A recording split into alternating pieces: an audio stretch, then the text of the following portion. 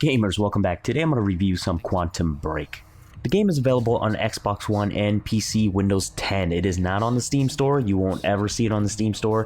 Microsoft has started their own platform, so don't even ask me the question. It's unfortunate, but that's the way it is. The game is by developers Remedy, who is the same people behind Alan Wake and also Max Payne. So if you've played any of their games, you know that the story of the game is narration heavy.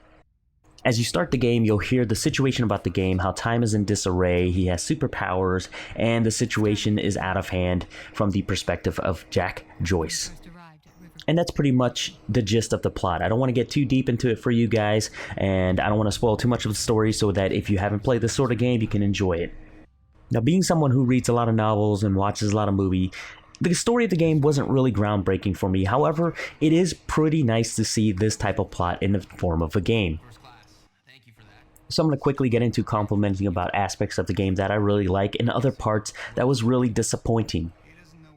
One other thing I'll definitely compliment this game about is the narration and storytelling is really smooth and well done. The actors in this game does a really good job portraying the characters. If you notice, Jack Joyce is played by Shawn Ashmore, who plays Iceman in the X-Men. As you progress in the game, you'll notice that you can manipulate a bit of the story by your decisions in the game. It can affect certain characters. You don't know what's going to happen to them, but if you choose a certain choice, things play out a little bit differently. It doesn't change the major story itself, but it does change up a bit of the scenes. And by scenes, I'm talking about the gameplay sequences and also the cutscenes in the game with live actors. Yes, there are live acting cutscenes in the game, which is really well done. There's a couple of them in the game, and they last about close to 30 minutes each. The game itself is a third-person shooter, and the gimmick in this game is the ability to have all these time powers. You have time vision, time morph, time warp, time stop, and also time rush, where you can rush around. The powers are really cool in this game. When you see it in action, the effects are really great to look at. In certain times, when time fluctuates, it looks really chaotic and really beautiful. Now, when I say the game looks beautiful, I meant from my perspective of looking at the game from 2K and 4K upscaling. If you played it at 720p or 1080p, you get a little bit of blurriness in the graphics, and it doesn't look as great. It is upscaled. Other than the game looking really good on 2K or 4K, there are graphical glitches that accompanies the game. The graphical glitches aren't too bad, but the performance can take a heavy hit if you don't meet minimum requirement, and also the SLI support is very lacking in this department, so the game isn't really well optimized for every system out there.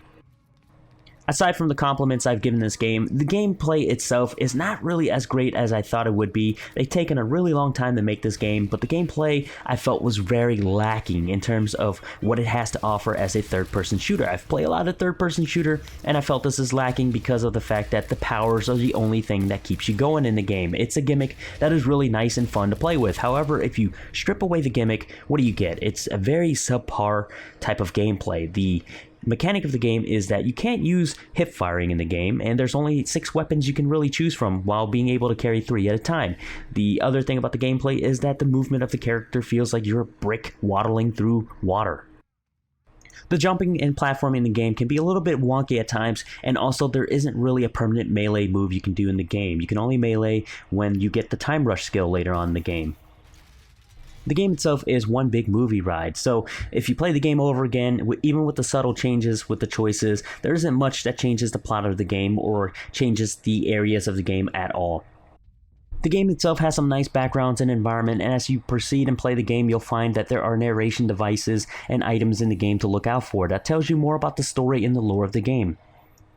As you play the game, you'll discover items called Chronons littered throughout the game that helps upgrade your character. Now, the Chronons itself looks like glowing white balls, and as you find them, you can invest points in your tree to help power up your character. The powering up isn't really different from each other because eventually you'll get all of it if you find a Chronons. If not, you won't get as much powerful. It helps extend time from some of your skills. It doesn't really branch out into anything different, so the tree skill in the game is pretty limited. As for the enemies of the game, they're mostly humanoids, nothing too interesting. Most of them can be shielded up, some of them carry shotguns, and other times they'll carry devices on them to enable them to manipulate a bit of the time abilities. Other than that, that's pretty much all there is to the enemies.